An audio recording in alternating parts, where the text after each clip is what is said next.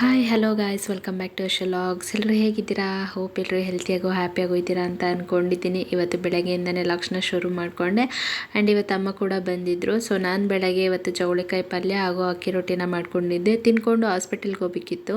So ಹಾಗಾಗಿ tiffin ಮಾಡಿಕೊಂಡೆ ಬೇಗನೆ, ಇಲ್ಲಾಂದರೆ ಒಂದು 11 ಗಂಟೆ ಆಗಿರೋದು. ಇನ್ನು ಹಾಸ್ಪಿಟಲ್ಗೆ ಹೋಗ್ತಿದ್ದಂಗೆ ಮೇನ್ ಡಾಕ್ಟ್ರ್ ಇದ್ದವರು ಇರಲಿಲ್ಲ, ಹಾಗಾಗಿ ಅಸಿಸ್ಟೆಂಟ್ ಡಾಕ್ಟರ್ ಇದ್ರಲ್ಲ ಕಂಟೆಸ್ಟ್ ಮಾಡೋರು, ಅವ್ರ ಹತ್ರನೇ ತೋರಿಸ್ಕೊಂಡ್ವಿ. ಇನ್ನು ಅವರು 1 ಮಂತ್ ಆಗಿತ್ತಲ್ಲ ಆಲ್ರೆಡಿ, ಹಾಗಾಗಿ ಬ್ಲ್ಯಾಕ್ ಸ್ಪೆಕ್ಸ್ನ ರಿಮೂವ್ ಮಾಡಿ ಅದಕ್ಕೆ ಬೇಕಾಗಿರೋಂತಹ ಅಂದರೆ ದೂರದೃಷ್ಟಿ ದೃಷ್ಟಿ ಏನಿರುತ್ತೋ ಸೊ ಅಂಥದಕ್ಕೆ ಏನಾದರೆ ಬೇಕಾಗತ್ತಾ ಅಂತ ಹೇಳಿ ಕಂಟೆಸ್ಟ್ ಮಾಡಿಸಿ ಬೇರೆ ಸ್ಪೆಕ್ಸ್ನ ಕೊಡ್ತಾಯಿದ್ರು. ಸುಮಾರು ಹೊತ್ತು ಅಲ್ಲೇ ಚೆಕಪ್ ಮಾಡ್ತಾಯಿದ್ರು.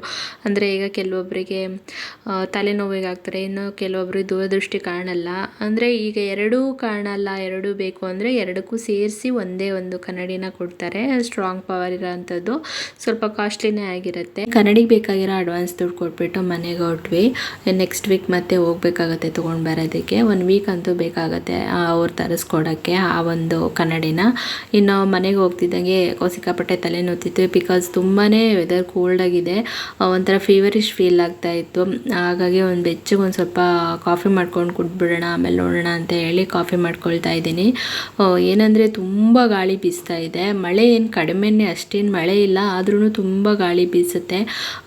ಸೊ ನಾವು ಬೆಳಗ್ಗೆಲ್ಲ ಎದ್ದೇಳ್ತೀವಲ್ಲ, ತಲೆಗೆ ಏನಾದರೆ ಕಟ್ಕೋಬೇಕಾಗತ್ತೆ, ಕಿವಿಯಿಂದೆಲ್ಲ ಸ್ವಲ್ಪ ಗಾಳಿ ಹೋಗಿ ತಲೆನೋವು, ತಲೆಭಾರ ಅಂಥದ್ದೆಲ್ಲ ಸ್ವಲ್ಪ ಈ ಟೈಮಲ್ಲಿ ಆಗೋದುಂಟು. ಸ್ವಲ್ಪ ಆದಷ್ಟು ಹೆಲ್ತ್ನ ನೋಡ್ಕೊಳ್ಳಿ. ನನಗೆ ಯಾವಾಗ್ಲೂ ಕಾಫಿ ಕುಡಿಬೇಕಾದ್ರೆ ಇದೊಂದು ಬೇಜಾರಾಗ್ತಾ ಇರುತ್ತೆ.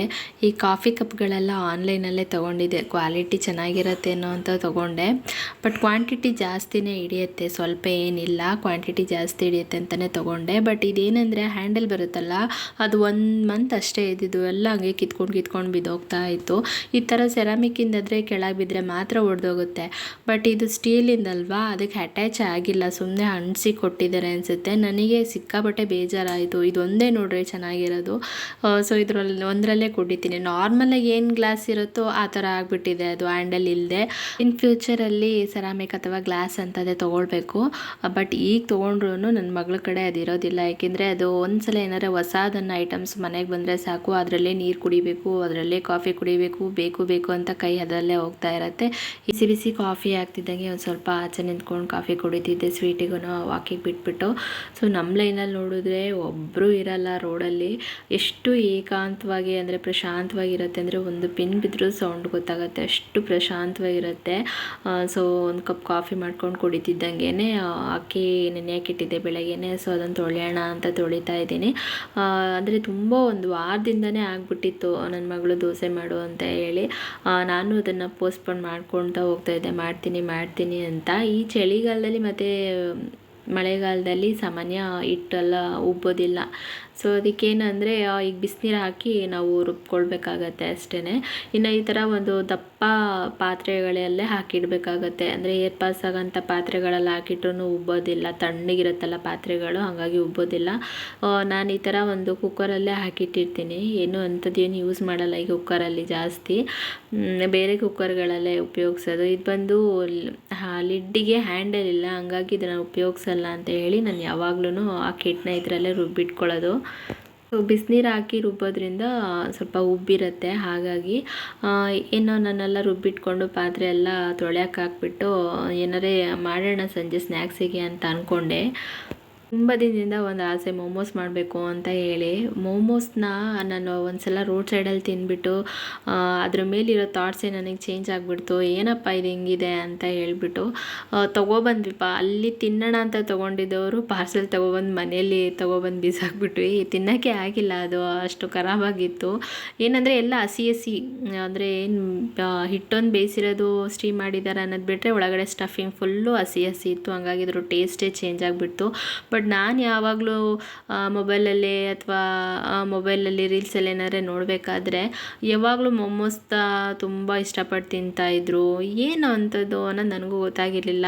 ಮೇ ಬಿ ಅಂಗಡಿಯಲ್ಲಿ ಏನಾದ್ರು ಹಂಗೆ ಮಾಡಿದ್ದಾರೇನೋ ಅಂತ ಹೇಳ್ಬಿಟ್ಟು ನಾನೇ ಮನೇಲಿ ಟ್ರೈ ಮಾಡಿದೆ, ಸಿಕ್ಕಾಪಟ್ಟೆ ಚೆನ್ನಾಗಿತ್ತು. ಸೊ ಸಿಂಪಲ್ಲೇ ಇದನ್ನು ಶುಂಠಿನೆಲ್ಲ ತುರ್ಕೊಂಡ್ಬಿಟ್ಟು ಕ್ಯಾಬೇಜು ಕ್ಯಾರೆಟನ್ನು ಸ್ವಲ್ಪ ಸಣ್ಣದಾಗೆ ತುರ್ಕೊಂಡು ಈರುಳ್ಳಿ ಕಟ್ ಮಾಡಿಕೊಂಡು ಎಣ್ಣೆಲಿ ಹಾಕಿ ಒಟ್ಟಿಗೆ ಹಾಕಿ ಫ್ರೈ ಮಾಡ್ಕೊಳ್ಬೇಕು. ಫ್ರೈ ಮಾಡ್ಕೊಳ್ತಿದ್ದಂಗೆ ಒಂದು ಸ್ವಲ್ಪ ಒಂದು ಒಂದು ಅರ್ಧ ಟೀ ಸ್ಪೂನ್ ಆಗಷ್ಟಾದರೆ ಸಾಕು. ಪೆಪ್ಪರ್ ಹಾಕ್ಬಿಟ್ಟು, ಜಾಸ್ತಿ ಮಸಾಲೆ ಏನೂ ಹಾಕಬಾರ್ದು. ಪೆಪ್ಪರ್ ಹಾಕ್ಬಿಟ್ಟು ಉಪ್ಪು ಹಾಕಿ ಫೈನಲಾಗೆ ಮತ್ತು ಕೊತ್ತಂಬರಿ ಸೊಪ್ಪು ಅದನ್ನು ಹಾಕಿ ಮಿಕ್ಸ್ ಮಾಡಿದ್ರೆ ಮುಗೀತು. ಇನ್ನು ನಾನು ನೋಡೋಣ, ಒಂದು ಸಲ ಫಸ್ಟ್ ಟೈಮ್ ಮಾಡ್ತಿರೋದಲ್ವ, ಹಂಗಾಗಿ ಒಂದು ಸ್ವಲ್ಪನೇ ಮೈದಾ ಹಿಟ್ಟು ಕಲಿಸ್ಕೊಂಡಿದ್ದೆ. ಈ ಥರ ಪೂರಿ ಮಾಡ್ತೀವಲ್ಲ, ಪುಟಾಣಿ ರೋಲ್ ಮಾಡಿಕೊಂಡೆ. ಒಂದು 8-9 ಆಗಿತ್ತು ಅಷ್ಟೇ, ಜಾಸ್ತಿ ಏನಾಗಿರಲಿಲ್ಲ. ಅಷ್ಟೇ ಸಾಕು, ಸ್ಟಾರ್ಟಿಂಗ್ ನೋಡೋಣ, ಅಕಸ್ಮಾತ್ ಖಾಲಿ ಆಗಿಲ್ಲ ಅಂದರೆ ವೇಸ್ಟ್ ಆಗಿಬಿಡುತ್ತೆ ಎಲ್ಲ ಮಾಡಿ ಅಂತ ಅಷ್ಟೇ ಮಾಡಿದ್ದೆ ನಾನು. ನನ್ನ ಮಗಳೂ ಇದನ್ನು ಮಾಡ್ತೀನಿ ಅಂದಿದ್ದಕ್ಕೆ ಮುಖ ಒಂಥರ ಮಾಡ್ಕೊಂಡಿದ್ಲು, ಅಯ್ಯೋ ಅದಾ ಅಂತ. ಯಾಕೆಂದರೆ ಅವಳು ಆಲ್ರೆಡಿ ತಿಂದಿದ್ಲಲ್ಲ, ಅದು ಇಷ್ಟ ಆಗಿರಲಿಲ್ಲ ಅವಳಿಗೆ. ಹಂಗಾಗಿ ನೋಡೋಣ ಅಮ್ಮು ಮಾಡ್ತೀನಿ ಅಂತ ಹೇಳಿ ನಾನು ಮಾಡಿದೆ. ಸ್ಟಫಿಂಗ್ ಎಲ್ಲ ರೆಡಿ ಆಯಿತು ಆಲ್ರೆಡಿ. ಇನ್ನು ಅದನ್ನೇನು ಮಾಡ್ಕೊಂಡಿರ್ತೀವೋ ರೊಟ್ಟಿ, ಸೊ ಅದ್ರ ಮೇಲೆ ಸ್ಟಫಿಂಗ್ ಹಾಕ್ಬಿಟ್ಟು, ಈಗ ಸ್ಯಾರಿ ಪ್ಲೀಟ್ ಮಾಡ್ತೀವಲ್ಲ ಆ ಥರ ಪ್ಲೀಟ್ ಮಾಡ್ಕೊಂಡು ಬರಬೇಕಾಗುತ್ತೆ. ಒಂದ್ರ ಮೇಲೆ ಒಂದನ್ನು ಜೋಡಿಸ್ಕೊಂಡು ಬರಬೇಕು. ಬಟ್ ಕೈಯಲ್ಲಿ ತೋರ್ಸೋಕೆ ಹೋದೆ, ಬಟ್ ಬರಲಿಲ್ಲ. ಹಾಗಾಗಿ ಅದನ್ನು ನೀವು ತಟ್ಟೆ ಮೇಲೆ ಇಟ್ಕೊಂಡೇ ಮಾಡಿ ಫಸ್ಟ್ ಟೈಮ್ ಮಾಡ್ತೀರಾ ಅನ್ನೋದಾದರೆ ಒಂದು ಸಲ ಮಾಡೋವರೆಗೂ ಅಷ್ಟೇ. ಸಪೋಸ್ ಬಂದಿಲ್ಲ ಅಂದರೆ ಈ ಖರ್ಜೂರ ಎಲ್ಲ ಮಾಡ್ಬೇಕಾದ್ರೆ ಮೋಲ್ಡ್ ಇರುತ್ತಲ್ಲ, ಆ ಮೋಲ್ಡಲ್ಲಿ ಇಟ್ಕೊಂಡು ಮಾಡ್ಬೋದು ಈಸಿಯಾಗಿ. ಸೊ ಈ ಥರ ಬರುತ್ತೆ ಫೈನಲ್ಲಾಗಿ. ನೋಡ್ಕೊಂಡು ಮಾಡಬೇಕಾಗತ್ತೆ, ಇಲ್ಲ ಸ್ಟಫಿಂಗ್ ಎಲ್ಲ ಕೆಳಗೆ ಬಿದ್ದೋಗುತ್ತೆ. ಬಟ್ ಟೇಸ್ಟ್ ಮಾತ್ರ ಸೂಪರಾಗಿತ್ತು. ಬಟ್ ಹೇಗಿದ್ರೆ ಏನು, ಬಟ್ ಟೇಸ್ಟ್ ಚೆನ್ನಾಗಿರಬೇಕು ಅಲ್ವಾ. ನಂದೇನು ಮಿಸ್ಟೇಕ್ ಮಾಡಿಬಿಟ್ಟಿದ್ದೆ ಅಂದರೆ, ಮೈದಾ ಹಿಟ್ಟಿಂದು ಚಪಾತಿ ಥರ ಲಟ್ಟಿಸ್ಕೊಂಡಿರ್ತೀವಲ್ಲ, ಅದನ್ನು ನಾನು ಒಂದ್ರ ಮೇಲೆ ಒಂದು ಹಾಕ್ಕೊಂಡಿದ್ನ. ಹಾಗಾಗಿ ಇದು ನಾನು ಮಾಡೋ ಕೊನೆ ಮೂಮೆಂಟಿಗೆ ತೆಗಿತಾ ಇದ್ದೀನಿ, ಬರ್ತಾನೆ ಇಲ್ಲ. ಸೊ ನಾನು ಅದನ್ನು 2 ಸಲ ಮಾಡಿದೆ ಆಯಿತು. ಅದು ಚಪಾತಿ ಥರ ಉಜ್ಜೋದು, ಆಮೇಲೆ ಸಪ್ರೇಟಾಗಿ ಹಾಕಿಟ್ಬಿಟ್ಟು ಆಮೇಲೆ ಮಾಡಿದೆ. ಅಂದರೆ ನಾನು ಚಪಾತಿ ಮಾಡಬೇಕಾದ್ರೆ, ಗೋಧಿ ಹಿಟ್ಟಿನ ಚಪಾತಿ ಮಾಡಬೇಕಾದ್ರೆ ಒಂದ್ರ ಮೇಲೆ ಒಂದು ಹಾಕಿರ್ತೀನಿ, ಈಸಿಯಾಗಿ ತೆಗಿತಿದ್ದೆ. ಬಟ್ ಮೈದಾದಲ್ಲಿ ತೆಗಿಯೋಕ್ಕೆ ಬರಲ್ಲ, ಅಂಟ್ಕೊಬಿಡುತ್ತೆ. ಬಟ್ ನೋಡ್ಕೊಂಡು ದೂರ ಹಾಕ್ಕೊಳ್ಳಿ ನೀವು. ಇನ್ನು ನಾವು ಇಡ್ಲಿ ಪಾತ್ರೆಯಲ್ಲಿ ಇಡಬೇಕಾದ್ರೂ ಅಷ್ಟೇ, ಕೆಳಗಡೆ ಒಂದು ಸ್ವಲ್ಪ ಎಣ್ಣೆ ಅಪ್ಲೈ ಮಾಡ್ಕೊಳ್ಳಿ. ತೆಗಿಬೇಕಾದ್ರೆ ಬೆಂದಾಗ ಬರೋದಿಲ್ಲ, ಅದ್ರ ಸಮೇತ ಕಿತ್ಕೊಂಡು ಬಂದುಬಿಡುತ್ತೆ ಇದು ಮೋಮೋಸು. ನಾನು ಹಾಗೆ ಮಾಡಿಬಿಟ್ಟಿದ್ದೆ, ಯಾಕೆಂದರೆ ನನ್ನ ಪಾಪು ಎದ್ಬಿಡ್ತಾಳೆ ನಾನು ಅರ್ಜೆಂಟಲ್ಲಿ ಬೇಗನೆ ಮಾಡಿಕೊಂಡೆ. ಹಾಗಾಗಿ ಅದನ್ನೆಲ್ಲ ಏನೂ ಅಪ್ಲೈ ಮಾಡಿರಲಿಲ್ವಲ್ಲ. ಸೊ ಒಂದು 10 ಮಿನಿಟ್ಸ್ ಆದಮೇಲೆ ಬೆಂದಿತ್ತು. ಬೆಂದಾದ್ಮೇಲೆ ತೆಗಿಬೇಕಾದ್ರೆ ಹಂಗೆ ಕೆಳಗೆ ಅಂಟ್ಕೊಂಡಿತ್ತು. ಫುಲ್ಲು ತೆಗಿಬೇಕಾದ್ರೆ ಗಟ್ಟಿಯಾಗಿ ಎಳೆದು ತೆಗಿಬೇಕಾದ್ರೆ ಅದು ಸ್ಟಫಿಂಗೇ ಕಿತ್ಕೊಬಂದ್ಬಿಡ್ತು. 1-2-3 ಏನೋ ಆ ಥರ ಆಯ್ತು. ಇನ್ನು ಮಿಕ್ಕಿದ್ದೆಲ್ಲ ಹೆಂಗೋ ನಿಧಾನನೇ ತೆಗೆದೆ. ಸೊ ಫೈನಲಾಗೆ ತೆಗೆದಾಯಿತು. ಮತ್ತು ಇದಕ್ಕೆ ಚಟ್ನಿ ಬಂದುಬಿಟ್ಟು 1-2 ಟೊಮೊಟೊ ಮತ್ತು 1-4 ಬೆಳ್ಳುಳ್ಳಿ ಮತ್ತು ಬ್ಯಾಡಗಿ ಮೆಣಸಿನ್ಕಾಯಿ 1-4 ಹಾಕಿ ಬೇಯಿಸ್ಕೊಂಡು ಅದನ್ನು ಪೇಸ್ಟ್ ಮಾಡಿ ಇಟ್ಕೊಂಡೆ. ಅಥವಾ ನಿಮ್ಗೆ ಕಿಸಾನು ಕೆಚಪ್ ಆ ಥರದ್ದು ಏನಾದರೂ ಇದ್ರೂ ಚೆನ್ನಾಗಿರುತ್ತೆ ನೆಂಚ್ಕೊಳ್ಳೋಕ್ಕೆ ಖಾರವಾಗಿ. ನಾನು ಇದನ್ನೇ ಮಾಡಿಕೊಂಡೆ. ಫೈನಲಾಗಿ ರೆಡಿ ಆಯಿತು. ಇನ್ನು ನನ್ನ ಮಗಳಿಗೆ ಹಾಕ್ಕೊಟ್ಬಿಟ್ಟು ನಮ್ಮ ಮನೆಯವ್ರಿಗೆ 4 ಎತ್ತಿಟ್ಬಿಟ್ಟು ನಾವು ತಿನ್ನೋಕೆ ಕೂತ್ಕೊಂಡ್ವಿ. ಇನ್ನು ನನ್ನ ಮಗಳು ನಮ್ಮ ಮನೆಯವ್ರದ್ದು ತೊಗೊಂಡು ತಿಂದ್ಬಿಟ್ಟು ನಮ್ಮ ಮನೆಯವ್ರಿಗೆ ಒಂದೇ ಇಕ್ಕಿದ್ಲು. ಇನ್ನು ಫೈನಲಾಗಿ ನಾನು ನಮ್ಮ ಮಗಳು ಕೂತ್ಕೊಂಡು ತಿಂದ್ಕೊಂಡು ಎಂಜಾಯ್ ಮಾಡಿದ್ವಿ. ಅಡೆ ಹಾಗೆ ಹೋಯಿತು. ಇದಾಗಿರುತ್ತೆ ಲಾಗ್ಸ್. ವಿಡಿಯೋ ಇಷ್ಟ ಆದರೆ ಲೈಕ್ ಮಾಡಿ, ಶೇರ್ ಮಾಡಿ, ಸಬ್ಸ್ಕ್ರೈಬ್ ಮಾಡಿ.